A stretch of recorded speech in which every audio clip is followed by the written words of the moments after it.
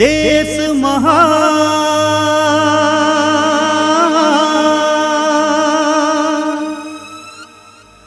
ये हिंदुस्तान तोला है प्रणाम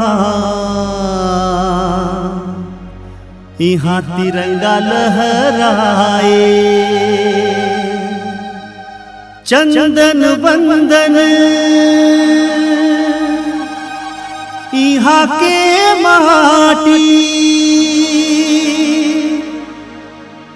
तोरे महिमाला आज दुनिया गाए।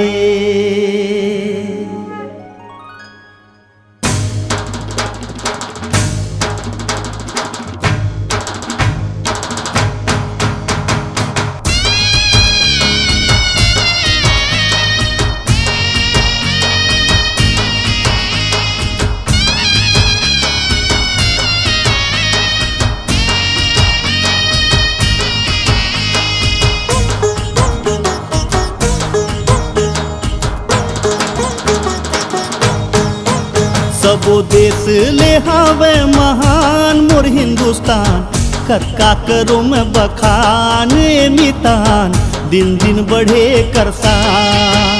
सबो देश ले हावे महान मोर हिंदुस्तान कत्का करो मैं बखान मितान दिन दिन बढ़े करसान। कत्का करो मैं बखान मितान दिन दिन बढ़े करसान।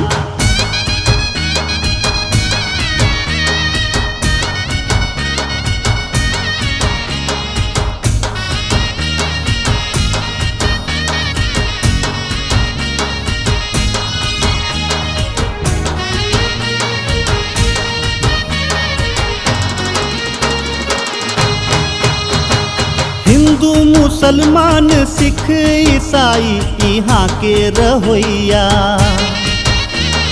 लागे किच कुटुम के जम्मू मोर बहनी औ भैया। राम कृष्ण गौतम नानक गुरु के ये जन्म भुइया शीश हिमालय मुकुट तोर सागर पखारत है पैया। यहाँ गूंजे आरती अजान संझा बिहान कत्का करो मैं बखान मितान दिन दिन बढ़े करसान।